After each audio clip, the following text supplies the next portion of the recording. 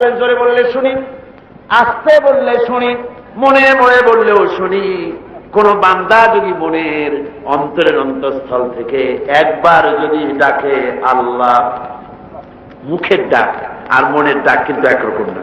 মুখের কথা আর মনের কথা একরকম না। বিশ্বকবি আল্লামা ইকবাল রহমতুল্লাহ আলাইহি বলেছেন, দিল সে जो बात निकलती है असर रखती है पर नहीं मगर ताकते परवाज रखती है। দিল থেকে যে কথা বেরোয় তা প্রভাব বিস্তার করে, ডানা নাই কিন্তু তা উঠতে পারে। দিলের থেকে কোন মানুষ যদি একবার ডাকে আল্লাহ, অন্তরের অন্তঃস্থল থেকে সব বলে ডাকেন আল্লাহ,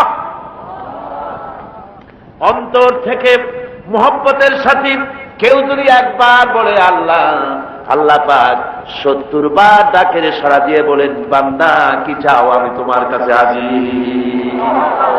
কি চাও, আমি তোমার একদম কাছে। এই যে কোরআন শরীফ এখানে আছে, আল্লাহ রাব্বুল আলামিন বলেন, ওয়া ইযা সাআলাকা ইবাদি আন্নী ফাইন্নী করিব। ওয়াইদা সাআলাকা ইবাদি, ও হাবিব, যখন আপনার কাছে লোকেরা আমার ব্যাপারে জিজ্ঞেস করে, ফাইন্নী করিব, আমি বান্দার নিকটবর্তী। এখানে আলেম যারা আছেন তারা একটা কথা বুঝবেন, আমি আলেমদের জন্য একটা কথা বলছি, ওলামাদের জন্য। অন্যরা বুঝতে পারবেন বিষয়টা, আলেমরা ভালো বুঝবেন।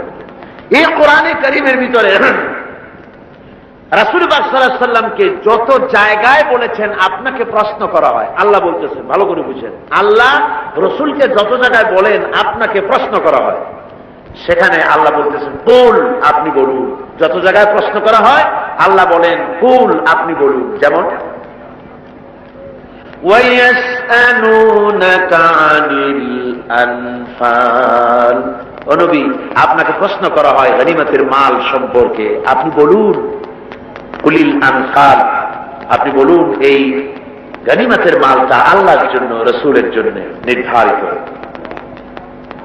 প্রশ্ন করা হচ্ছে ওয়ায়াসআলুনাকা আনিল আহিল্লা, ও নবী আপনাকে প্রশ্ন করা হয় চাঁদ সম্পর্কে। কাফেররা প্রশ্ন করেছে, নবীজি চাঁদ বাড়ে কেন, কমে কেন? শুক্ল পক্ষে বেড়ে বেড়ে পূর্ণিমার রূপ গ্রহণ করে আবার কৃষ্ণপক্ষে ক্ষয় হতে হতে অমাবস্যায় পরিণত হয়ে যায়, এটা বাড়ে আর কমে কেন? আল্লাহ নবীর কাছে প্রশ্ন হয়েছে, নবীজি কোনো কথার জবাব দিতেন না যতক্ষণ আল্লাহ পাক জবাব না দিতেন। আল্লাহ পাক বলেন ওয়ায়াসআলুনাকা আনিল আহিল্লা কুল হিয়া মাওয়াকিতু লিন্নাস, ও নবী প্রশ্ন করা হচ্ছে চাঁদ সম্পর্কে, আপনি বলুন। কুল, আপনি বলুন, চাঁদ হচ্ছে একটা ক্যালেন্ডার, চাঁদ হচ্ছে একটি পঞ্জিকা। পৃথিবীর সমস্ত মানুষ যেন মাস দিন গণনা করে হিসাব রক্ষা করতে পারে, এই জন্য চাঁদকে আমি মহাশূন্যে বিশ্ববাসীর জন্য একটা স্থায়ী ক্যালেন্ডার হিসেবে ঝুলাই রাখছি। যেরকম সুবহানাল্লাহ। ওয়ায়াসআলুনাকা আনিল মাহিদ, ও নবী আপনাকে প্রশ্ন করা হয় মেয়ে লোকদের মাসিক রোগ সম্পর্কে। কুল হিয়া আযা, আপনি বলুন এটা একটি রোগ, এটা একটি অসুস্থতা। ওয়ায়াসআলুনাকা আনিল খামরি ওয়াল মাইসিরি, হে নবী আপনাকে প্রশ্ন করা হয় মদ এবং জুয়া সম্পর্কে। কুল ফীহিমা ইসমুন কাবীর। এইভাবে করে কোরআন শরীফের যত জায়গায় আছে ও নবী আপনাকে প্রশ্ন করা হয়, সাথে সাথে আল্লাহ বলেন কুল, আপনি বলুন। সারা কোরআন শরীফে একটা মাত্র জায়গা যেখানে আল্লাহ বলছেন নবী আপনাকে প্রশ্ন করা হয়, আপনি বলুন, এ কথা আল্লাহ বলেন, এ কথা বলেন একটি আয়াত, ওয়াইযা সালাকা ইবাদি আন্নী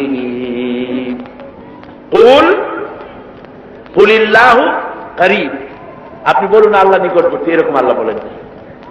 এখানে কায়দাটা হতেছে সারা কোরআন শরীফে এক জায়গায় আল্লাহ বলতেছেন নবী আপনাকে প্রশ্ন করা হয় আমার ব্যাপারে, যেহেতু প্রশ্ন আপনার আমার ব্যাপারে, জবাব আপনার দেওয়া লাগবে না, সরে থাকেন, জবাবটা আমি দিয়ে দিই। ফাইন্নী করিব, ও বান্দা রসুলের কাছে আমার ব্যাপারে প্রশ্ন করেছ, জবাব আমি দিচ্ছি, আমি তোমার সবচাইতে বেশি কাছে। সুবহানাল্লাহ, আমি তোমার সবচাইতে বেশি কাছে। কত কাছে?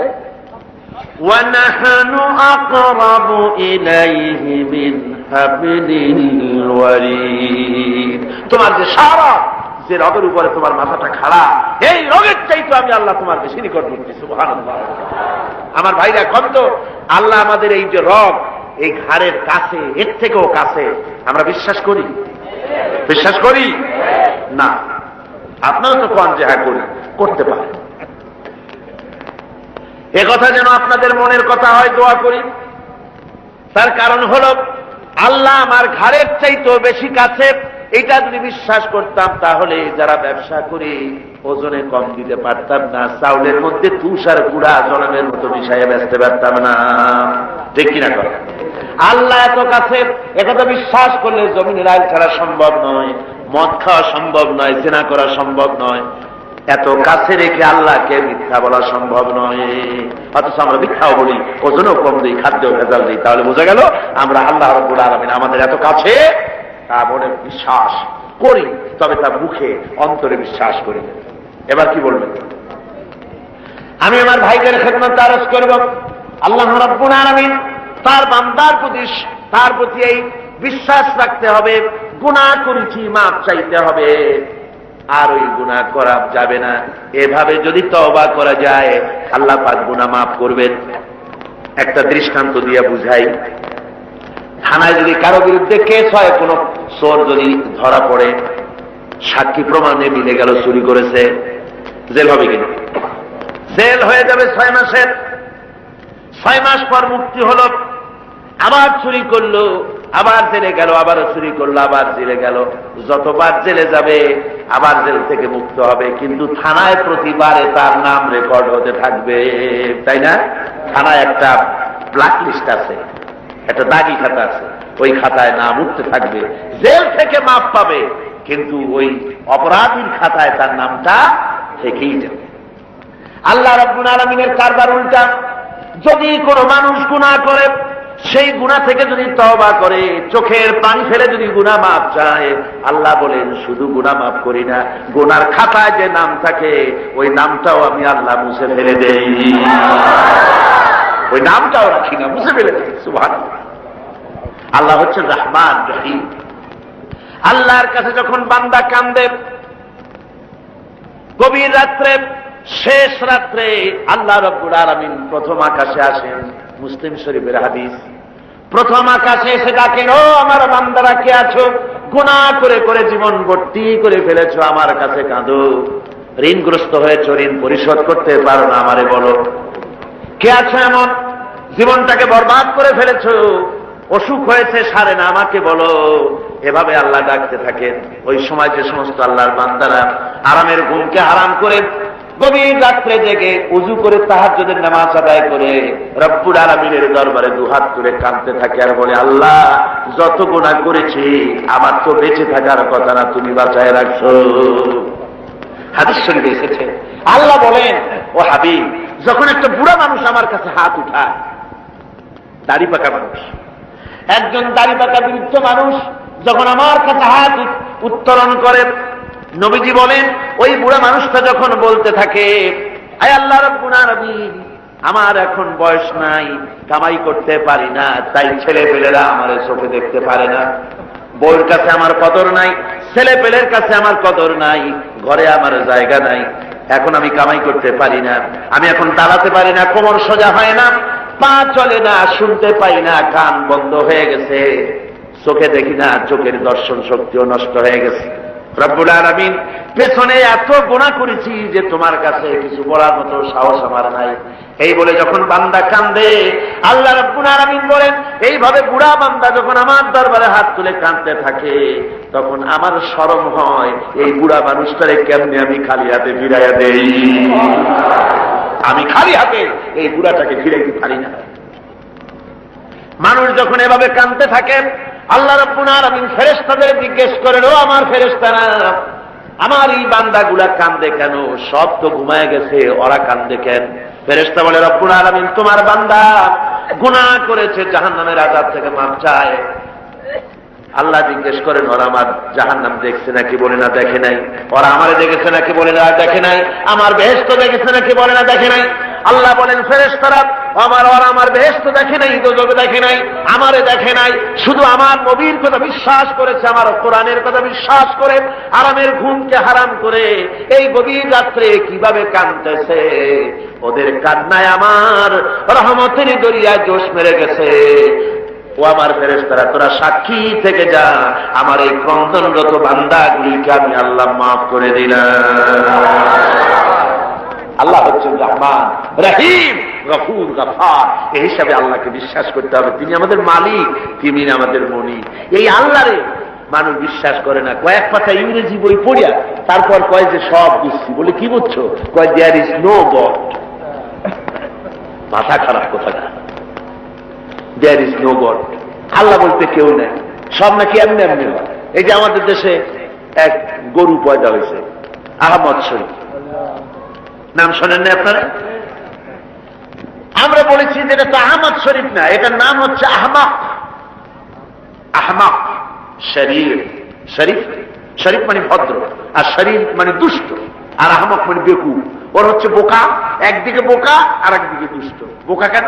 বোকা এই জন্য বেচারা ডক্টরের ডিগ্রি করেছে, বিশ্ববিদ্যালয়ের শিক্ষক, লেখাপড়া জন্য বিজ্ঞান ব্যক্তি, অথচ মালিক চেনে না। মালিক চেনে, কিন্তু আমাদের দেশে গরুতেও মালিক চেনে। গরুতে মালিক চেনে না। বিলের মধ্যে, পোলার মধ্যে রাতের বেলা যাইয়া আপনি ডাক দেন আপনার গরুরে, যেখানে থাকুক আপনার কাছে ছুটে আসবে, ঠিক কিনা কর? বাড়িতে যদি গরু তো কিছুটা ভদ্র, কুত্তা, এই কুকুর আপনার বাড়িতে যদি শিকারী কুকুর থাকে, রাত্রিবেলায় যদি আপনার বাড়িতে আর একজন যাইয়ে ওঠে আর যদি কাশি দেয়, তাহলে তাকে তাড়াইয়া নদী পার করে ছাড়বে না কর? আর আপনি গত রাত্রে যান, আওয়াজ দেওয়া লাগবে না, শুধু একটা কাশি দেবেন, কুকুর এসে আপনার পায়ে ল্যাজ গুলাবে, মুখ ঘষবে, ঠিক কিনা? হ্যাঁ রে, আল্লাহ কুত্তায়ও মালিক চেনে। আহমদ শরীফ এমন গরু, এমন কুকুরের চাইতে নিকৃষ্ট, মালিকরে চিনল না। জোরে কন্যা উজুবিল্লাহ। এমন কপাল পোড়া। যেই লেখাপড়া শিখতে পড়ে স্রষ্টাকে চেনা যায় না, ওই বিদ্যা 4 পয়সা মূল্য নাই। আছে মূল্য? মূল্য। আল্লাহ রাব্বুল আলামিনকে বুড়ো আঙ্গুল দেখায়। আল্লাহ আবার এগুলোর কিছু কয় টয়। পিঁপড়ায় যদি হাতিরে দেখে কয় যে কত বড় একখান হাতি হয়েছে, এই বলে যদি পিঁপড়া হাতিরে নিন্দামন্দ করে, হাতি কি তেড়ে আসে নাকি? পিঁপড়াকে তাড়াত করে? করেন। মানুষ তো আল্লাহর কাছে মানুষগুলো কি? কিছুই না, পিঁপড়ার চাইতেও ছোট। কিসের বড়াই মানুষের? আল্লাহ বলছেন, ওয়াল্লাহুল গানিয়্যু ওয়া আনতুমুল ফুকারা। তোমরা সব ফকিরের গোষ্ঠী আর বেনিয়াজ, বেপরোয়া কেবলমাত্র আল্লাহ সুবহানাহু ওয়া তাআলা। পড়েন সবাই, কুল হুয়াল্লাহু আহাদ আল্লাহুস সামাদ লাম ইয়ালিদ ওয়া লাম ইউলাদ ওয়া লাম ইয়াকুল লাহু কুফুয়ান আহাদ। কুল হুয়াল্লাহু আহাদ, বলুন আল্লাহ এক এবং একক, নিরঙ্কুশ, বেনিয়াজ, তিনি কারো মুখাপেক্ষী নন। তাকে কেউ জন্ম দেয়নি, তিনিও কাউকে জন্ম দেন নাই। আকাশ আর জমিনে আল্লাহর সমকক্ষ কেউ নাই। জল বলেন সুবহানাল্লাহ। প্রচন্ড ক্ষমতার মালিক। রাতকে দিন বানাতে পারেন, সাগরকে নগর করতে পারেন, নগরকে সাগর বানায় দিতে পারেন, ফকিরকে ধরে প্রেসিডেন্ট বানায় দিতে পারেন, আবার কোটিপতিকে ভিক্ষুকে পরিণত করে দিতে পারেন। যে প্রেসিডেন্ট দেখা যায় গলা থেকে শুরু করে পা পর্যন্ত ফুলের মালা দিয়া বোঝাই, সম্মানের কোনো অভাব নাই। আবার ফুলের মালার পরিবর্তে জুতার মালা পরাইয়া জেলখানার মধ্যে ঢুকাই দিতে পারেন আল্লাহ রাব্বুল আলামিন। পারে কিনা? জোরে কোন পারে কিনা? প্রচন্ড ক্ষমতার মালিক তিনি। সব দেখেন, সব শোনেন। অবশ্য রাতের বেলায় দেখেন না নাকি? আল্লাহ কি ঘুমায়? জোরে কোন আল্লাহ ঘুমান? লা তাখুযুহু সিনাতুন ওয়ালা নাওম। তার কোনো ঘুম নাই, তন্দ্রাও নাই, সব তিনি দেখেন। এবং শোনে। আল্লাহর উপরে এরকমের ঈমান আনতে হবে, প্রচন্ড ঈমান তার উপরে রাখতে হবে, তার রহমতের উপরে ভরসা করতে হবে এবং এই কথা মনে রাখতে হবে যে আল্লাহ রাব্বুল আলামিন তিনিই কেবল আমাদেরকে রহমত করতে পারবেন না, জাত করতে পারেন। ঈমান আনতে হবে আল্লাহর উপরে। আল্লাহর উপরে ঈমান আনার অর্থই হলো আল্লাহর হুকুম মানা, আল্লাহর আইন মানা, আল্লাহর বিধান মানা, আল্লাহর শাসন মানা।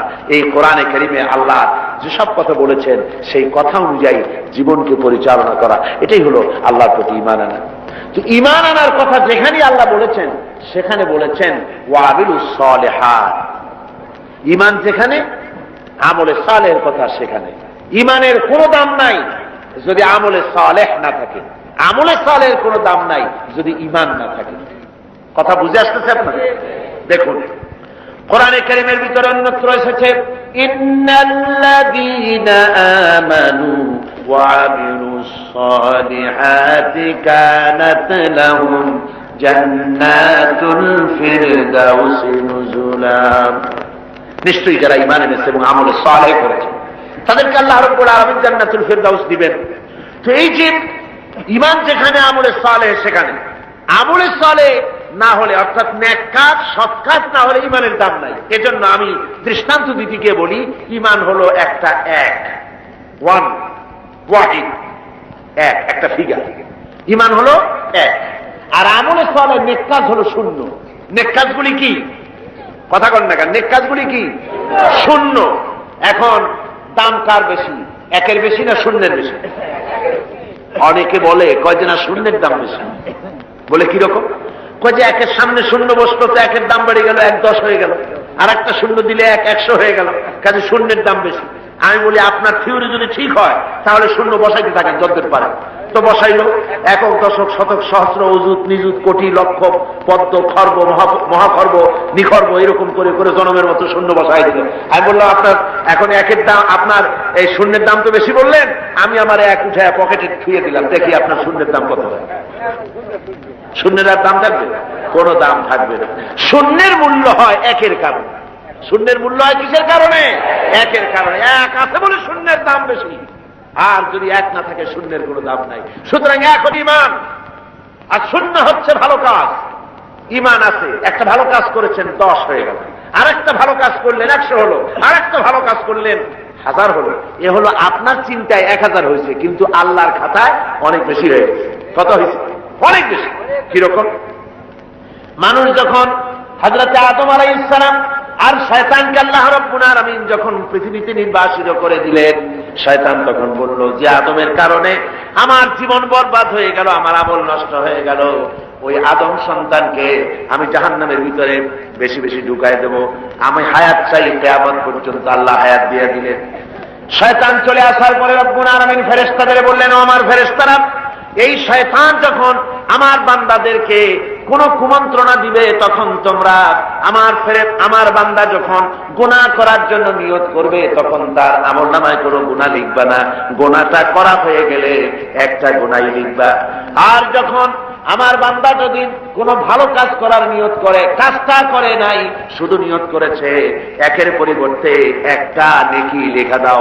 আর যখন ভালো কাজটা করা হয়ে যাবে তখন তার আমলনামায় একের পরিবর্তে 10 গুণ বাড়াইয়া লিখে দিও। জোরে বল সুবহানাল্লাহ।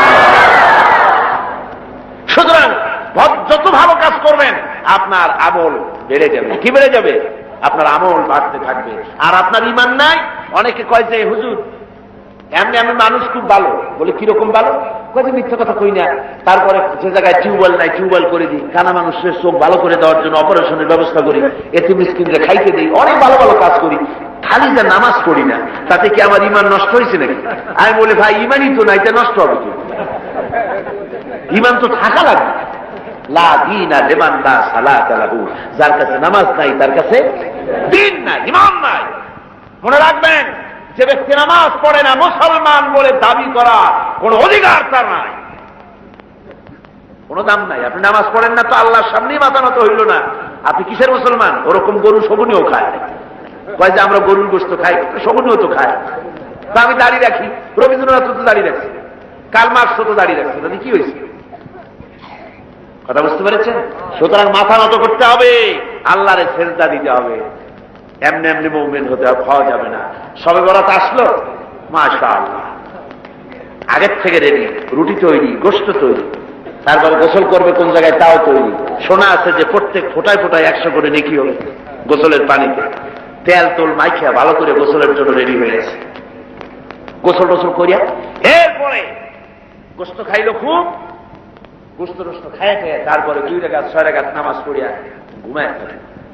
মনে করলো যে পিছনের গুনাহ মাফ হয়েছে। না, এত সহজ না। কথা বুঝতে পেরেছেন? এত সহজ না। শেষ রাত্রে ঘুমাইয়া ফজর নষ্ট করছেন। ওই পাগলের মতো এক পাগল বলছিল যে মিয়া তুমি গরু কেন? ভালো মানুষকে পাগলে বলতেছে গরু কেন? কয় ঘুরতেছি, গরু তালাশ করি, একটা গরু কিনবো, পরশুদিন কোরবানি হবে, কোরবানির গরু তালাশ করি, কিনবো। পাওনা কয় না পাইনি। পাওনা তাতে কি হয়েছে? একটু মাঠে কত গরু একটা ধরে নিয়ে জবাই দিই। কয় যে তো তুমি পাগল, তোমার কথা, পরের গরু জবাই দিলে তো গুনাহ হবে, আমি গরু কিনে জবাই দেবো। কয় তুমি পাগল, আমি পাগল না। পাগলে বলতেছে তুমি পাগল। তুমি কোরবানি উপলক্ষে একটা ভালো নিয়ত করে একটা গরু তুমি ধরবা, সে যার গরু ভালো নিয়ত করিয়া কোরবানির দিনে নামাজ পড়িয়া এসে আল্লাহু আকবার বলিতে জবাই দিয়ে দেবে। এখন তুমি চুরি করছো সেজন্য একটা পাপ হবে, আর আল্লাহ রাস্তায় কোরবানি করছো সেজন্য একটা সওয়াব হবে। কোরবানির সওয়াব আর চুরির পাপ ভগ্নাংশের মতো কাটাকাটি হয়ে যাবে, গোশত খাওয়া পাপ। মুসলমানের অবস্থা তাই হয়েছে। সারা বছর গুনাহ করে, ওজনে কম, খাদ্যে ভেজাল, চুরি, ডাকাতি, জুয়া, মিথ্যে কথা সব বলে। সবে বরাতে সমানে ইবাদত করে মনে করে পিছনের গুনাহ মাফ হয়ে যাবে, আর রাতের বেলায় খাও গোশত আর রুটি খায় না ওজন। এটার নাম পাগলামি। আচ্ছা, আপনারা শিক্ষিত লোক যারা, তারা তো বোঝেন, আপনারা সবই শিক্ষিত, ভালো মানুষ, আপনারা নিশ্চয়ই বোঝেন বোনাস। ঈদে বিভিন্ন মিল কলকারখানা বোনাস দেয়। বোনাসটা বোঝেন তো? একটু কথা না কইলে আমি বুঝি কেমনে। বোনাস বোঝেন। ধরুন আদমজি জুট মিল কর্তৃপক্ষ তারা ঘোষণা করেছে ঈদের একদিন আগে 28শে রমজান অথবা 29শে রমজান আমরা ঈদ বোনাস দেব। এখন ঈদ বোনাসের কথা শুনিয়া ঢাকার থেকে গাড়ি গাড়ি ভর্তি লোক যাইয়া যদি গেটে দাঁড়ায় আমাদের ঈদ বোনাস দেবে, ঈদ বোনাস দেবে ওদের কথা। বোনাস কাদের জন্য? যারা মিলে এমপ্লয়, যারা কর্মচারী, ওদের জন্য বোনাস। বাইরের লোকেরা বোনাস বোনাস করে যদি বেশি চিল্লায় তাহলে বোনাস পিঠের উপরে দেবে না, পিঠের উপরে বোনাস দিয়ে দেবে। লাইলাতুল কদর, লাইলাতুল বারাত, লাইলাতুল মেরাজ, এগুলি হলো আল্লাহর পক্ষ থেকে মুমিনদের জন্য বোনাস। এই বোনাস কাদের জন্য? যারা নামাজি, যারা দিনদার, যারা চরিত্রবান, যারা ইমানদার, ওদের জন্য বোনাস। সারা বছর নামাজ নাই, শবে বরাত শেষ হয়ে গেলে নামাজ নাই, আর এরা বোনাস দিতে যায় আল্লাহর কাছে। সারা রাত জায়গায় জায়গায় ইবাদত করবা, আর পরের দিন থেকে আবার যে শয়তান সেই শয়তান। কথা বুঝলেন? ওই যে আমি এই কথাটা বললাম, কমরউদ্দিন মুসল্লি সাহেবের নাম মনে আছেন আপনাদের? আরে ভাই কথা বললেন, কমরউদ্দিন মুসল্লি সাহেব, আল্লাহ তাকে বেহেশতে নসিব করুন। শুনলাম কোন এক জায়গা থেকে উনি নৌকো বাইয়ে যাচ্ছে, তারপরে রোজার দিন একজনে কয় মুসল্লি সাহেব আমার একটু নেবেন, আমি একটু যাবো। কোন জায়গায় যাবো? লোক জায়গায়। তারপরে তারা নিচ্ছে নিয়ে সে বলছে যে আমি একটু ভাই আপনাকে সাহায্য করি। কয় না, পাওয়া লাগবে না, আমি সব কামাই করি, তুমি বসো। অনেক দূর চলে গেছে। তারপরে সেই লোক একটা সিগারেট ধরেছে। আরে মিয়া, রোজার দিন তুমি সিগারেট ধরাইছো কেন? কয় যে আমি রোজা না। কেন রোজা না? কয় যে আমার পেট ব্যথা করে। পেট ব্যথা করে তুমি সিগারেট খাও কেন? তারপরে উনি নৌকা উল্টা গেছে। কয় আপনি যান কোথায়? উল্টা উজানে। কয় যে তুমি যে জায়গায় দিয়ে উঠছো আমি সেই জায়গায় নামাবো। কয় যে না, আমার এই জায়গায় নামা দেন, আপনি কষ্ট করে উল্টে যান না। কয় না, কোথায় শয়তান কোথায় নামাবো, যে জায়গায় শয়তান সেই জায়গায় নামাই দিয়ে আসবো। কমরউদ্দিন মুসল্লি সাহেব জিতাই। আর শুনছেন না আমার ভাইরা, এই রকমের নামাজ নেই, রোজা নাই। অনেক আছে রোজার মাস আসলে গ্যাস্ট্রিকের ব্যারাম হয়, রোজা রাখে না। কি হয়েছে? কয় যে গ্যাস্ট্রিক। আল্লাহ জনমের মতো গ্যাস্ট্রিক বানাই দিতে পারেন কিনা? খবরদার, হুঁশিয়ার হয়ে যাবে। এই রমজান বরকতের মাস, রহমতের মাস, পবিত্র মাস। সুবহানাল্লাহ বলেন। আল্লাহ যেন সকলকে রোজা রাখার তৌফিক দেন, জোরে বলেন আমিন। রোজা আসছে মানুষের চরিত্র ভালো বানাবার জন্য। হায় রে কপা, এই রোজা আসলে মুসলমানদের মেজাজ যায় খারাপ। হিন্দুরা বিকাল বেলায় মাছের বাজারে যায় না, মুসলমানদের রোজা মেজাজ খারাপ। বেলা 12টার সময় চোখ লাল, 2টার সময় গালাগালি, যারে বলা লাগে ভাই তারে কয় শালা। লোকেরা কয় দুনিয়াতে স্যাঁচছে, কয় যে রোজায় ধরছে। অফিসে গেছে, কাজ করতে পারে না, ঘুমায়। কয় লোক ঘুমায় কেন? কয় যে রোজায় ধরছে। যে রোজা তার চরিত্র ভালো বানাবে, সেই রোজা দিয়ে তার চরিত্র নষ্ট হচ্ছে, তার ঈমান নষ্ট হয়ে যাচ্ছে। তার কারণ কি? কারণ হলো ঘুম আসে, মেজাজ খারাপ হয়। মেজাজ খারাপ হয় কেন? পেটে অশান্তি হলে মেজাজ খারাপ হয়ে যায়। আল্লাহ বলছে যে সারাদিন একটু না খেয়ে থাকো। আপনি যদি না খেয়ে থাকেন তাহলে আল্লাহর গোলায় অনেক খাদ্য জমা হবে নাকি? না, সেজন্য রোজা না। রোজার অনেক ফায়দার মধ্যে এটাও, গরিব মানুষ যে না খায় থাকে সারাদিন, তুমি যেন বোঝো, এটাও একটা। কিন্তু আমরা সারাদিন না খাইয়া ওই ইফতারের সময় সুদে আসলে সব উসুল করি। পেঁয়াজি, বেগুনি, ছোলা, মুড়ি, বুট জনমের মতো খায়। খাইয়া মাগরিবের আগে শেষ হয় না, কয় ও মাগরিবটা পড়ে আসি, তারপরে খায়। এমন খাওয়া খায়, খাইয়া তারপরে ডাক্তারের কাছে গেছে, কয় যে ডাক্তার সাহেব আমি তো আর শ্বাস করতে পারিনি। কেন? কয় যে খাইছি বেশি, সবে বরাত তো খুব বেশি খেয়ে ফেলাইছি। কয় 2টা ট্যাবলেট খাও আর 1 গ্লাস পানি। খাওয়া খায়, পেটে উকুন মারা যায়, এমন খাওয়া খায়। এরপর তো ঘুম আসবে, এরপর তো মেজাজ খারাপ হবে। আর আমার সার ঔষধ সমানে বিক্রি হবে। আমার বন্ধুগণ, এই যে অবস্থা, এই অবস্থার জন্য আমরা আমাদের ভাই হতে হবে। এই পবিত্র রজনী আল্লাহ পাক বোনাস স্বরূপ দিয়েছেন দিনদার, ইমানদার, পরেশগার তাদের জন্য, যারা জীবনকে তৈরি করবে ওদের জন্য এই রাত দিয়েছেন। এই রাতকে বেশি বেশি ইবাদত করে জীবনকে পরিশুদ্ধ করতে হবে, আমলে সালেহ করতে হবে, নেক কাজ বেশি বেশি করতে হবে। নেক কাজ কারে কয় সেই ব্যাখ্যাটা সংক্ষেপে দিয়ে দিই। নেক কাজ, আল্লাহ রাব্বুল আলামিন বলেন, আল্লাযী খালাকাল মাউতা ওয়াল হায়াতা লিয়াবলুয়াকুম আইয়ুকুম আহসানু আমালা। আল্লাহ পাক বলছেন, আমি মৃত্যু এবং জীবনকে সৃষ্টি করেছি এই জন্য যে তোমাদের মধ্যে আমলের দিক থেকে কে উন্নত সেটা যাচাই করার জন্য। এখন আমলে আহসানে আমল, উন্নত আমল কি তার ব্যাখ্যা কি? উন্নত আমলের জন্য 2টা শর্ত। উন্নত আমলের জন্য কয়টা শর্ত? ভালো করে বোঝেন আর শোনেন। উন্নত আমলের জন্য 2টি শর্ত। একটি শর্ত হচ্ছে আমলটা হতে হবে আল্লাহর রজামন্দির জন্য, আল্লাহকে খুশি করার জন্য আমলটা হতে হবে। 2 নম্বর শর্ত হচ্ছে আমলটা হতে হবে সুন্নতে নববীর উপরে, রাসূল পাক যেভাবে কাজটি সম্পাদন করেছেন তার উপরে হতে হবে, তাহলে এটা হবে আহসানে আমল। আপনি নামাজটা কেমনে পড়বেন? আপনার পীর সাহেব যেমন পড়েন ওই রকম, আপনার মাওলানা সাহেব যেমন পড়েন ওই রকম, আপনার মুহাদ্দিস সাহেব ওই রকম না। আমার নামাজ পড়তে হবে, রাসূল পাক সাল্লাল্লাহু আলাইহি ওয়াসাল্লাম বলেছেন, সাল্লু কামা রাআইতুমুনি উসাল্লি, নামাজ পড়ো সেইভাবে যেভাবে আমাকে পড়তে দেখো। সুবহানাল্লাহ। রাসূল হচ্ছেন মডেল, সব ব্যাপারে আদর্শ। জনাবে মুহাম্মদ রাসূলুল্লাহ সাল্লাল্লাহু আলাইহি ওয়াসাল্লাম, তার অনুকরণ অনুসরণ জীবনের সব ক্ষেত্রে করতে হবে। তাহলেই প্রত্যেকটি কাজ আহসানে আমল হবে, উন্নত মানের কাজ হবে। যদি সত্যিকারের আমরা সে আমলটাকে আল্লাহকে খুশি করার জন্য করি, তাহলে বুঝতে হবে প্রথম কাজ ঈমান, 2 নম্বরে নেক কাজ। 2 নম্বরে কি? নেক কাজ। যদি ঈমান না থাকে আর অনেক ভালো ভালো কাজ আপনি করেছেন, তাহলে হবে 0 + 0 + 0 = কত হবে? 0ই হবে। এই জন্য কাজটি আল্লাহকে খুশি করার জন্য হতে হবে। নেক কাজ দিয়ে জীবনকে ভরে ফেলে দিতে হবে, জীবনকে ভরে ফেলে দিতে হবে। 3 নম্বরের যে কথাটি জীবন সফল হওয়ার জন্য তা হচ্ছে ইল্লাল্লাযীনা আমানু ওয়া আমিলুস সালিহাতি ওয়া তাওয়াসাউ বিল হাক্কি ওয়া তাওয়াসাউ বিস সাবর।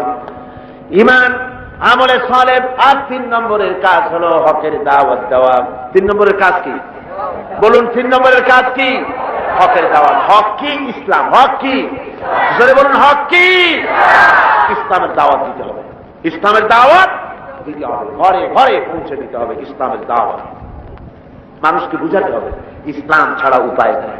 ইসলাম হচ্ছে এ কমপ্লিট কোড অফ লাইফ, মুকাম্মাল নিজামে হায়াত, একটি পরিপূর্ণ জীবন ব্যবস্থা যার মধ্যে আছে অর্থনীতি, সমাজনীতি, রাজনীতি, সব আছে। কোরআন শরীফে আছে না অর্থনীতি, রাজনীতি আছে না? আমাদের দেশে কথা উঠেছে যে ধর্মনিরপেক্ষতা অবলম্বন করতে হবে, ধর্ম আর রাজনীতি আলাদা। এ ধরনের কথা শহরে বন্দরে হয়, বানুরি পাড়ার মতো এই প্রত্যন্ত অঞ্চলে সব জায়গায় এসব কথা বোধহয় বলা হয় না। বলা হয় ধর্ম আর রাজনীতি আলাদা বলে।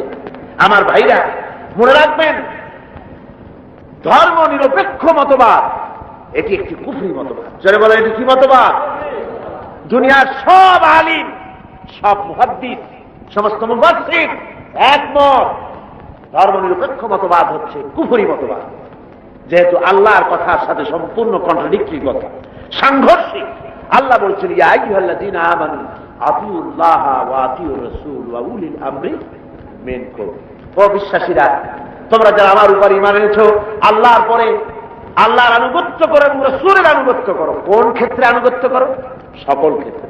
কিন্তু ধর্মনিরপেক্ষবাদী যারা, তারা বলে যে ধর্ম ব্যক্তিগত ব্যাপার, ধর্ম ব্যক্তিগত ব্যাপার, জীবনের সব ক্ষেত্রে ধর্ম পালন করা যাবে না, এই কথাই তারা বলে। অর্থনীতিতে, সমাজনীতিতে, রাজনীতিতে ধর্ম পালন করা যাবে না, ধর্ম ব্যক্তিগত ব্যাপার। তাহলে কোরআনের আয়াতের সাথে সাংঘর্ষিক হলো না? যদি বলেন সাংঘর্ষিক হলো না? এই জন্য ধর্মনিরপেক্ষ মতবাদ হচ্ছে একটি কুফরি মতবাদ। যারা বলে ধর্মনিরপেক্ষ মতবাদ দিয়ে সংখ্যালঘুদেরকে নিরাপত্তা বিধান করার জন্যই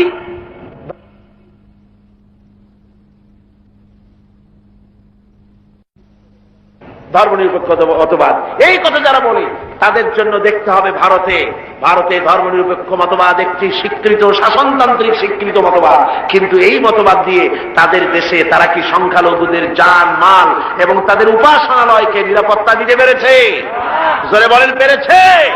ধর্মনিরপেক্ষ মতবাদ আরেকবার প্রমাণ করে দিল যে এটা কোনো মানুষের জন্য সঠিক মতবাদ হতে পারে না। ওরা বাবরি মসজিদ ভেঙেছে। ভারতের প্রধানমন্ত্রী নরপশুরাও,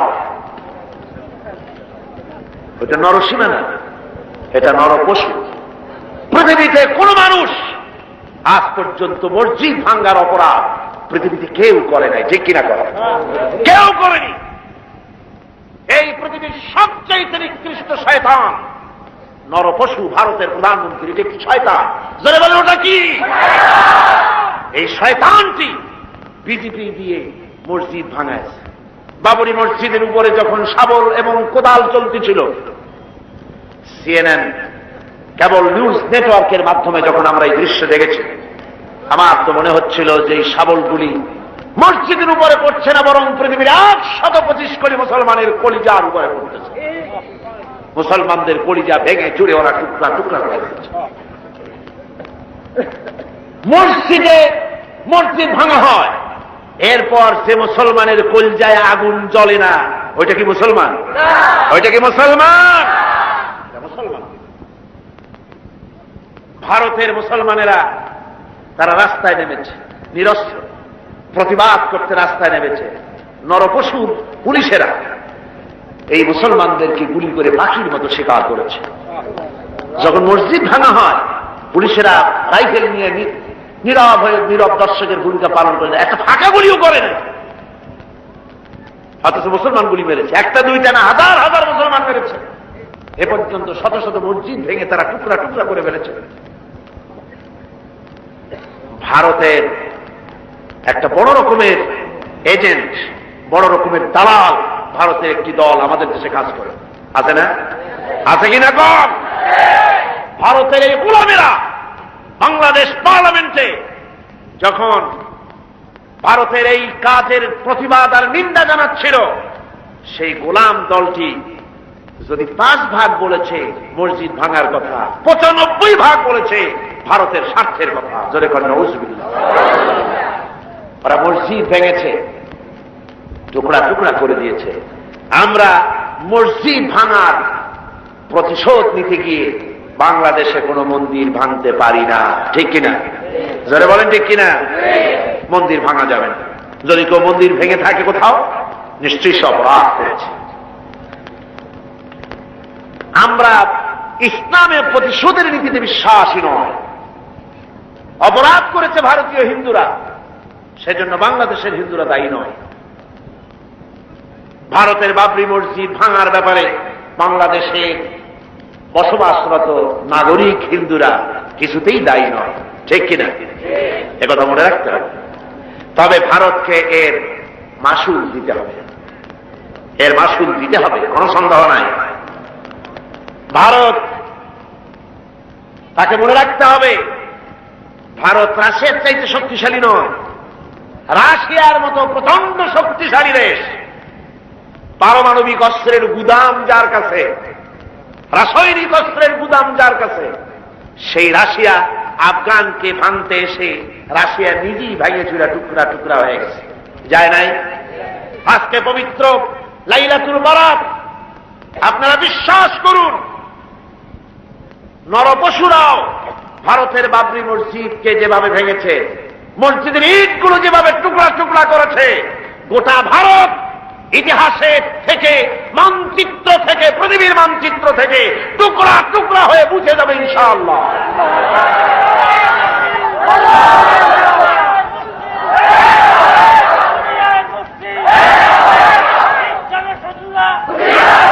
আজ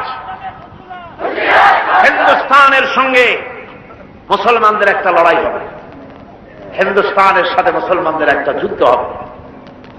এটা আমার কথা নয়, এটা বলেছেন বিশ্বনবী জনাবে মুহাম্মদ রাসূলুল্লাহ সাল্লাল্লাহু আলাইহি ওয়াসাল্লাম। ইবনে মাজাহ শরীফের হাদিস। হযরত আবু হুরায়রা রাদিয়াল্লাহু তাআলা আনহু হচ্ছেন এর রাবী। হযরত আবু হুরায়রা তিনি বলছেন রাসূলুল্লাহ সাল্লাল্লাহু আলাইহি ওয়াসাল্লাম বলেছেন, দুই শ্রেণীর লোক কিয়ামতে জাহান্নাম থেকে মুক্ত বলে ঘোষিত হবে। এক শ্রেণী হচ্ছে ওরা যারা ঈসা আলাইহিস সালামের সাথে থেকে দাজ্জালের বিরুদ্ধে যারা লড়াই করে শাহাদাত বরণ করবে, কিয়ামতের দিন আল্লাহ পাক তাদেরকে জাহান্নাম থেকে মুক্ত বলে ঘোষণা করবেন। দ্বিতীয় শ্রেণী রাসূলুল্লাহ বলছেন, হিন্দুস্তানের সঙ্গে একটা জিহাদ হবে, ওই জিহাদে যারা শহীদ হবে কিয়ামতের দিন আল্লাহ পাক তাদেরকে জাহান্নাম থেকে মুক্ত বলে ঘোষণা করবেন। হযরত আবু হুরায়রা বলেছেন, এই হাদিস বর্ণনা করে তিনি বলেছেন, আল্লাহ যদি আমাকে সেই পর্যন্ত বাঁচায় রাখেন তাহলে হিন্দুস্তানের ওই লড়াইতে শরীক হয়ে আমি যদি শহীদ হতে পারি তাহলে কিয়ামতের দিন জাহান্নাম থেকে আমিও মুক্ত বলে আল্লাহর কাছে ঘোষিত হতে পারবো এবং মুক্ত হয়ে আমি মুক্তভাবে বিচরণ করতে পারবো। এই আশা তিনি পোষণ করে দুনিয়া থেকে বিদায় গ্রহণ করেছেন। সেই জিহাদ আজও হয়নি, ইতিহাসটা প্রমাণ করে না জিহাদ একটা হবে ভারতের সাথে। সেই জিহাদ বাংলাদেশের সেনাবাহিনী, বাংলাদেশের বিডিআর আর পুলিশ নয়, শুধু 11.5 কোটি তাওহীদি জনতা কাঁধে কাঁধ মিলিয়ে বাবরি মসজিদ ভাঙার প্রতিশোধ ভারতের কাছ থেকে কড়ায় গন্ডায় আদায় করে ছাড়বে ইনশাআল্লাহ।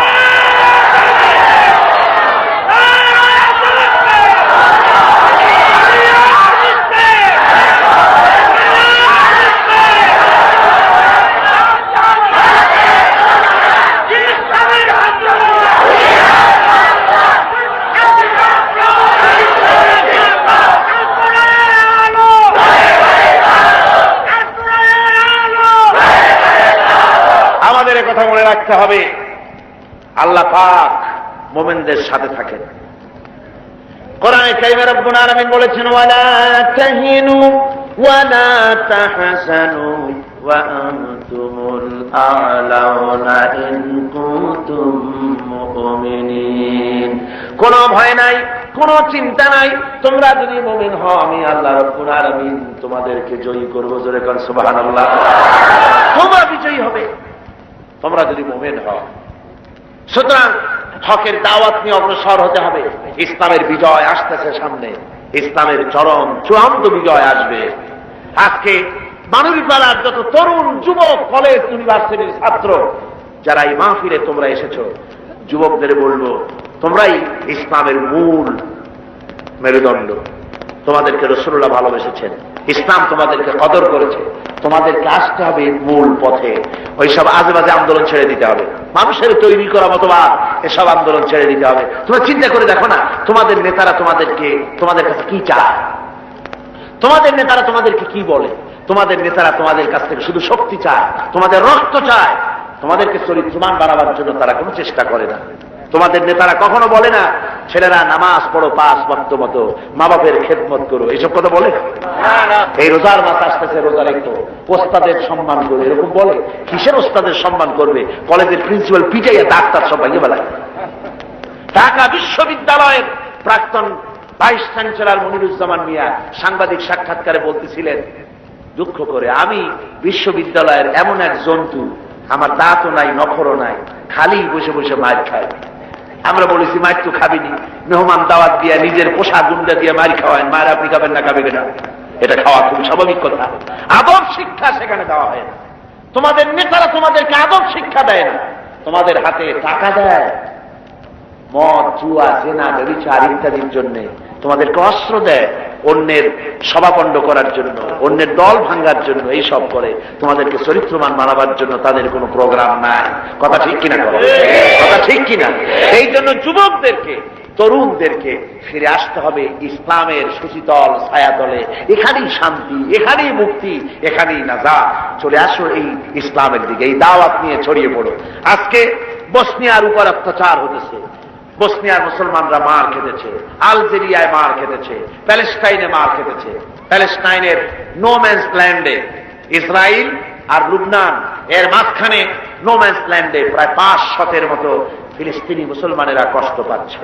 মুসলমানেরা বিপদে পড়লে জাতিসংঘ দেখে না, আমেরিকাও দেখে না, ব্রিটিশও দেখে না, কেউ দেখে না। মুসলমান বিপদে পড়েছে, একটা কুত্তা বিড়ালের জীবনের যে দাম আছে মুসলমানদের দাম ওদের কাছে নাই। এইভাবে প্রতিপন্ন তারা করতেছে। আজ ভারতে মুসলমান নির্যাতিত, কাশ্মীরে নির্যাতিত, বার্মায় নির্যাতিত, সব জায়গায় মুসলমানদের উপর নির্যাতন চলছে। এই নির্যাতনের পরই ইসলাম প্রতিষ্ঠিত হবে ইনশাআল্লাহ। কোনটা প্রতিষ্ঠিত হবে? ইসলাম প্রতিষ্ঠিত হবে। সেজন্য এই দাওয়াত নিয়ে ঘরে ঘরে পৌঁছে যেতে হবে, ইসলামী আন্দোলনের শরীক হতে হবে। কিন্তু ইসলামী আন্দোলনের শরীক হওয়ার ব্যাপারে অনেকে আবার কয় কি, কয় যে হুজুর কোন ইসলামে যাবো? কর ইসলামের এত দল, কোনটায় যাবো? সেই জন্য কোনটায় যাই না। কি বলেন? বলেন এরকম কোনটায় যাই না, কোনটায় যাবো? বহুত দল। আমি বলি ভাই, এটা হলো একটা চালাকি জবাব, এটা একটা চালাকি জবাব। আপনি যখন অসুখ হয় তো ডাক্তারের কাছে যান। বাজারে কি ডাক্তার একজন আছে না কয়েকজন আছে? হোমিওপ্যাথি ডাক্তার আছে, অ্যালোপ্যাথি ডাক্তার আছে, আয়ুর্বেদিক ডাক্তার আছে, হার্বাল ডাক্তার আছে, 4-5 পদের ডাক্তার আছে। একজনে কয় সর্দি হয়েছে, একজনে কয় প্যারাসিটামল খাও, আরেকজনে কয় পাইরালজিন খাও, আরেকজনে কয় মিক্সিনা খাও, আরেকজনে কয় সিরাপ খাও, আরেকজনে কয় ট্যাবলেট খাও। আপনি কি রাগ করে বলেন যে ডাক্তাররা এক একজনে এক এক রকমের কথা কয়, আর এত ডাক্তার আমি কোনো ঔষধই খাবো না, না খাইয়ে মরবো, এরকম বলেন না? বুদ্ধি খাটাইয়া এমন একটা ডাক্তারের কাছে যান যার ভালো হাত যশ আছে, এরকম একটা ডাক্তারের কাছেই আপনি চলে যান। ইসলামের অনেকগুলি দল, তাতে আপনার কি হয়েছে? আপনার কাজ দুইটা। আল্লাহ পাক কোরআনে কারিমে বলেছেন আকিমুস সালাত, নামাজ প্রতিষ্ঠা করো। আবার ওই আল্লাহ বলেছেন আকিমুদ্দিন, দিন প্রতিষ্ঠা করো। আকিমুস সালাত যেমন ফরজ, আকিমুদ্দিন তেমন ফরজ, দিনকে প্রতিষ্ঠা করো আল্লাহ বলেছেন। এই দিন প্রতিষ্ঠা করার আন্দোলনে আপনার কাছে দুইটা পথ খোলা। হয় আপনি নিজে একটা আন্দোলন করবেন পারলে, আর না পারলে যেটা আছে সেটার সাথে শরীক হবেন। কথা বুঝতে পেরেছেন? আপনার কাছে বুঝতে হবে কোন আন্দোলনটা সঠিক, কোনটার সাথে গেলে কাজ করলে আপনি একটা আধুনিক স্টেপ পরিচালনা করার মতো দক্ষ জনশক্তি তৈরি করে কারা, সেগুলো বুঝে শুনে তাদের সাথে গিয়ে শরীক হয়ে ইসলামী আন্দোলন করতে হবে। ওই কথা বলে পার পাওয়া যাবে না যে ইসলামী আন্দোলন অনেকগুলি, সেই জন্য আমি কোনোটা করবো না, এইটা বলা যাবে না। হকের দাওয়াত, ইসলামের এই দাওয়াত পৌঁছে দিতে হবে। আর 4 নম্বরের শর্ত হচ্ছে সবর ইখতিয়ার করতে হবে। কি করতে হবে? সবরের কথা কেন বলা হচ্ছে? সবরের কথা এই জন্য বলা হচ্ছে, দ্বীনের দাওয়াত এমন এক জিনিস, এই দাওয়াত দিতে গেলে বিপদ আসবে, মুসিবত আসবে, এটাই স্বাভাবিক। দুনিয়ার কোন পয়গম্বর দ্বীনের দাওয়াত দিতে গিয়ে মুসিবতে পড়ে নাই, এমনটি হয়নি। এই পৃথিবীর মুখে আল্লাহ রাব্বুল আলামিন বলেন, ইয়া হাসরাতান আলাল ইবাদ, বান্দার উপর আফসোস, এমন একজন পয়গম্বর দুনিয়ায় পাঠাই নাই যার সঙ্গে ঠাট্টা করে নাই, লোকেরা বিদ্রুপ করে নাই, পাগল বলে নাই, মারধর করে নাই। যারে পাঠাইছি তার উপরেই অত্যাচার হয়েছে।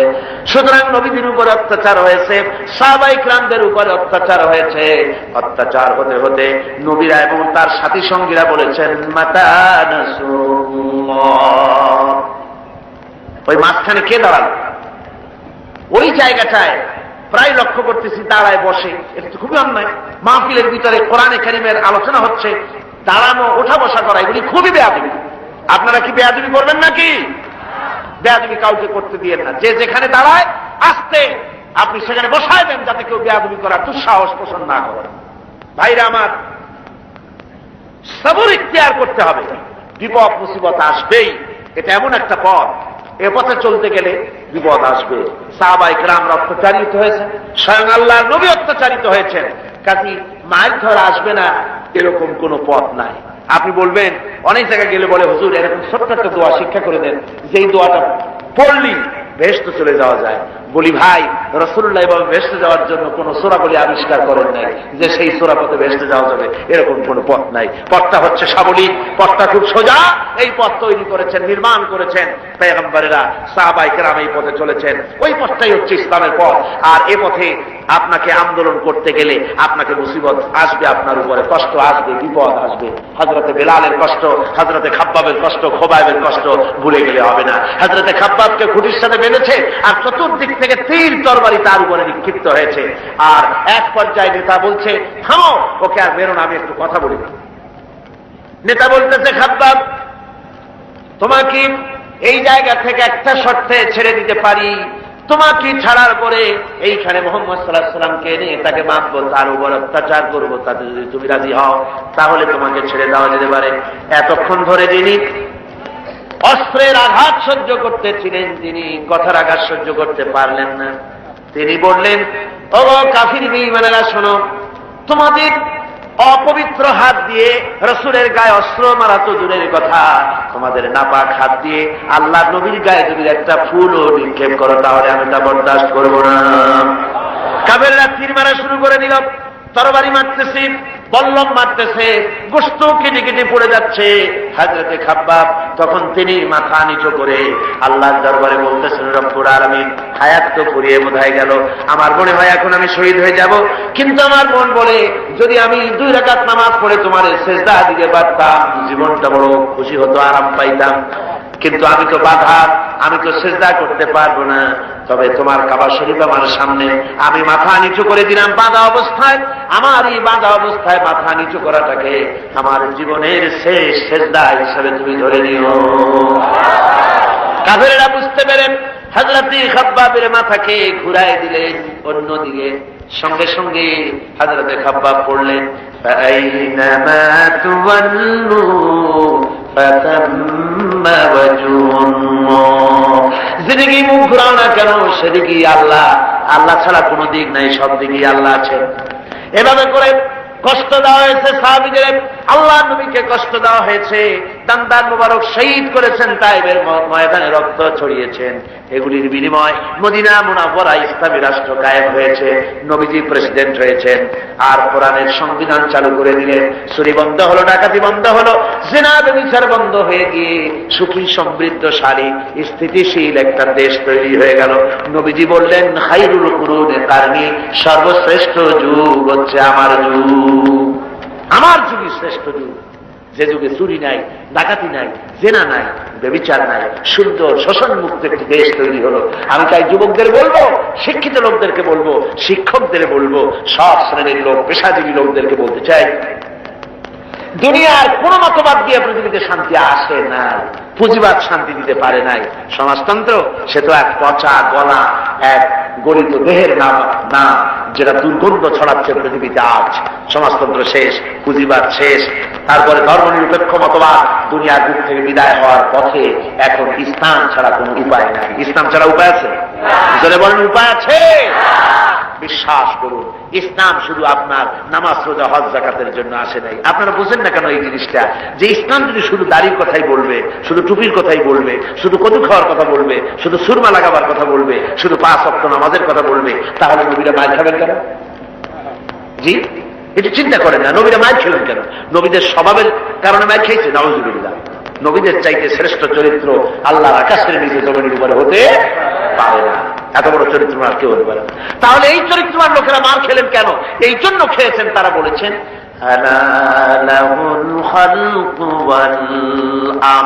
সৃষ্টি যা, আইন চলবে। এই গোটা পৃথিবী আর এই মানব মন্ডলী কার সৃষ্টি? সরে সরে চিল্লায় বলুন, এই পৃথিবী আর এই মানুষগুলি কার সৃষ্টি? আকাশ কার সৃষ্টি? বাতাস কার সৃষ্টি? সব আল্লাহ। আইন চলবে, সে আইন এখানে সব। বুঝতে চেষ্টা করে, না বুঝে অনেকে বলে ধর্মের ধর্মের ভিতরে, ধর্মীয় জনসভায়, ধর্মীয় মাহফিলে, মসজিদে রাজনীতি করতে দেওয়া হবে না, এরকম বলে না? খুব বলে। লাগে কি যখন বলে, তারা মনে হয় যেন বাংলাদেশ ওদের শ্বশুর বাড়ি। আর আমরা যারা ইসলামের রাজনীতির কথা বলি, আমরা এদেশে ঘরজামাই হয়ে বাস করি, এরকম মনে হয়। ব্যাপারটি তা না। কোরআনে কারীমের মধ্যে আল্লাহ রাব্বুল আলামিন সব বলে দিয়েছেন। অর্থনীতি আছে, এর মধ্যে রাজনীতি আছে, এর মধ্যে সমাজনীতি আছে, সব আল্লাহ বলে দিয়েছেন। তিবিয়ানান লিকুল্লি শাই। আল্লাহ পাক পরিষ্কার করে বলছেন, ফামান তাবিআ হুদায়া ফালা খাউফুন আলাইহিম ওয়ালা হুম ইয়াহজানুন। এই কোরআনের আইন যারা মেনে চলবে, আল্লাহ পাক বলেন এই কোরআনের শাসন যারা মেনে চলবে ফালা খাউফুন আলাইহিম, ওদের জন্য কোনো ভয় নাই, ওদের জন্য কোনো চিন্তা নাই। কিসের ভয় নাই? কোরআনের শাসন যেখানে চালু হবে, চুরির ভয়, ডাকাতির ভয়, জেনার ভয়, হত্যার ভয়, দর্শনের ভয় থাকবে না। ওয়ালা হুম ইয়াহজানুন, কোনো চিন্তাও থাকবে না। ওই সমাজনীতিতে খাওয়া পড়া, শিক্ষা, চিকিৎসা, বাসস্থানের চিন্তাও থাকবে না।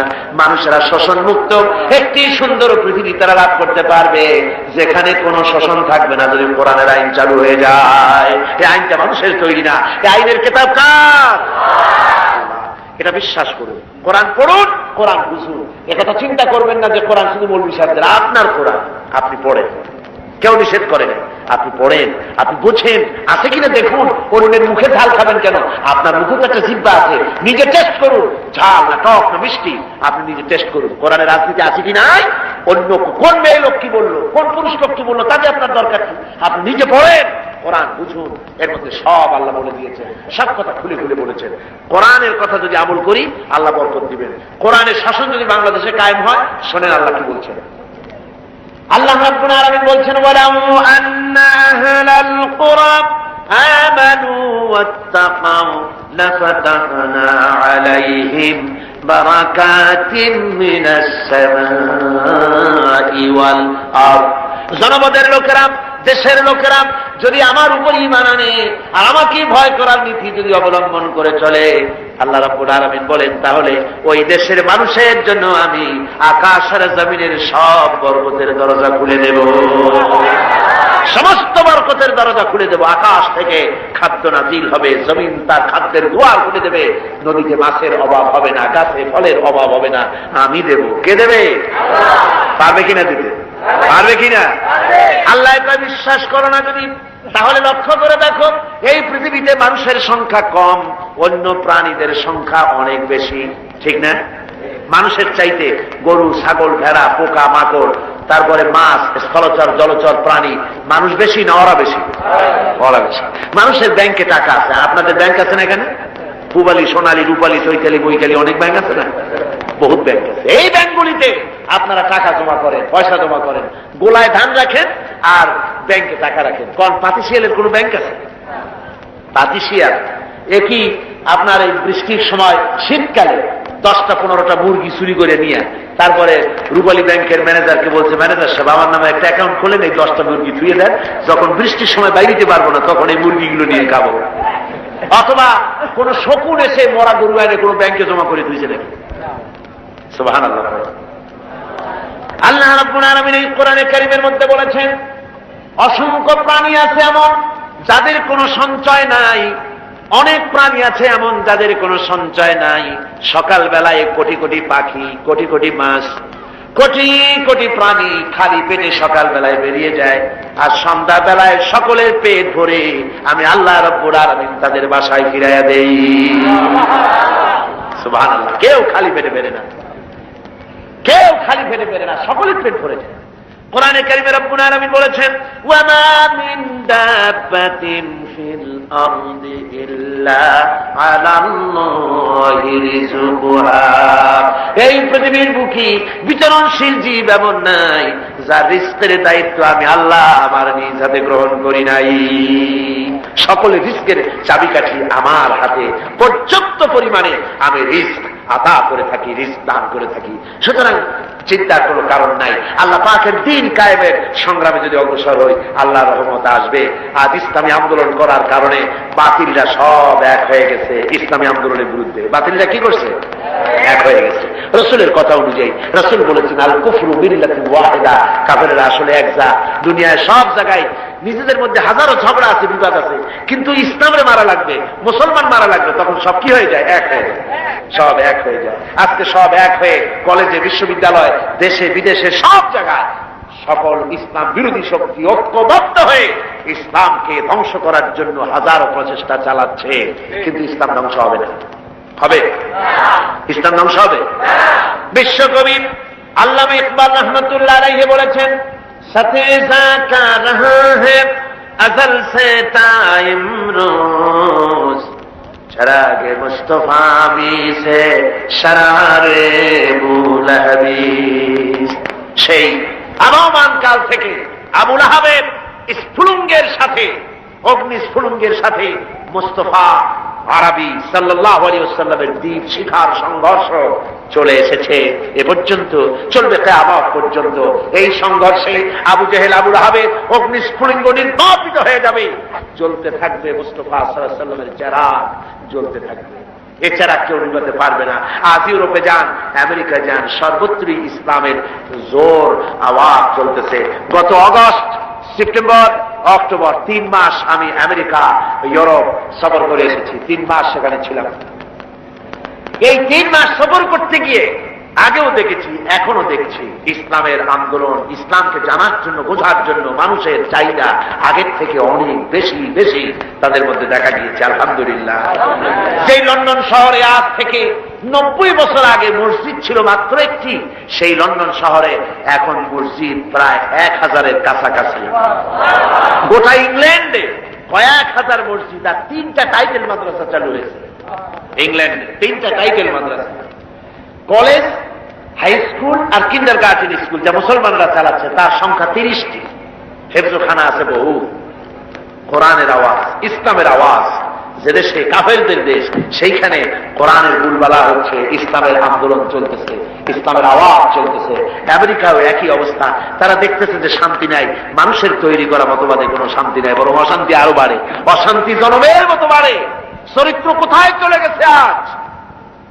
রব্বুল আলামিন, চোখ তোমার এক বিরাট নিয়ামত, আমাদেরকে তুমি দান করেছো, চক্ষু দান করেছো, কিডনি দান করেছো, হার্ট দান করেছো, আমাদের কত কিছু নিয়ামত এই শরীরে দান করেছো, যার কোনো শুকর আদায় করা সম্ভব না আমাদের জন্য। আল্লাহ, তোমার কাছে দাবি করি, জন্মের পরে যে সমস্ত জিনিস তুমি আমাদের সাথে দিয়েছো, আমাদের শরীরে দিয়েছো, মৃত্যুর আগে এর একটা নিয়ামত তুমি ছিনাইয়া নিও না। আল্লাহ রাব্বুল আলামিন, এমন রোগ আমাদের দিও না যাতে চোখ নষ্ট হয়ে যায়, এমন রোগ দিও না যাতে কিডনি নষ্ট হয়ে যায়, এমন রোগ দিও না যাতে হার্টের বাল্ব নষ্ট হয়ে যায়। আল্লাহ, মৃত্যু পর্যন্ত চোখ দুটো খোলা রেখো, যাতে তোমার কোরআন দেখতে পারি, যাতে তোমার এই সুন্দর পৃথিবী দেখতে পারি। আল্লাহ, তুমি দয়া করে মেহেরবানি করে আমাদের চোখগুলি সুন্দর রেখো, ভালো রেখো। আমাদের বন্ধু বান্ধবের ভিতরে তাদের চোখ নষ্ট হয়ে গিয়েছে, আল্লাহ তুমি দয়া করে তাদের দৃষ্টিশক্তি ফিরিয়ে দাও, দ্বীনের খেদমত করার তৌফিক তাদেরকে দান করে দাও। আয় আল্লাহ, যাদের যত রকমের রোগ আছে, তোমার কাছে শেফা কামনা করি, দয়া করে তুমি আমাদের সেবা দিয়ে দাও। কয়েক সেকেন্ড সময় আমি ছেড়ে দিলাম আপনাদের কাছে। আপনারা নিজেদের মনের কথা আল্লাহর কাছে এবার নিজেরাই যার যা বলা আছে মাথাটা নিচু করে, চক্ষুটা বন্ধ করে, নিতান্ত গোলামের মতো প্রভুর কাছে, মহান মালিকের কাছে যার যার মনের কথা সরাসরি আল্লাহর কাছে বলে। আয় আল্লাহ, মনে মনে কে কি চায় তুমি জানো। আলিমুল বিজাতিস সুদূর, তুমি মনে মনে যে যা চাইলো আল্লাহ, তুমি শাহনশাহ, বিশাল আকাশের মালিক তুমি। আল্লাহ, তুমি দয়া করে যে যা চাইলো প্রত্যেকের ঝুলি তোমার রহমত দিয়ে ভরে দাও আল্লাহ। আল্লাহ, আরেকটা দোয়া করি, এই সময় আমরা একেবারে অন্তর দিয়ে বিশ্বাস করতেছি, নিশ্চয়ই তুমি আমাদের দোয়া কবুল করবে। এই পরিপূর্ণ বিশ্বাস নিয়ে এই মুহূর্তে দোয়া করছি আল্লাহ, রাজশাহীর জন্য দোয়া করতেছি আল্লাহ। ইসলামের সমস্ত বিরোধী শক্তিগুলি ঐক্যবদ্ধ হয়ে বিশ্ববিদ্যালয়, কলেজে যে ছাত্র গোষ্ঠী ইসলামের কথা বলে, তাদের উপরে সব ঝাঁপায় পড়েছে আল্লাহ। গতকাল 2টি সোনার টুকরা ছেলেকে তারা শেষ করে দিয়েছে। রবিউল মুস্তাফিজ, আল্লাহ ওদেরকে শাহাদাত তুমি মঞ্জুর করো আল্লাহ। ইসলামী ছাত্র শিবিরকে কবুল করো আল্লাহ। ওদের রক্ত হাত যেন ঝরে না আল্লাহ।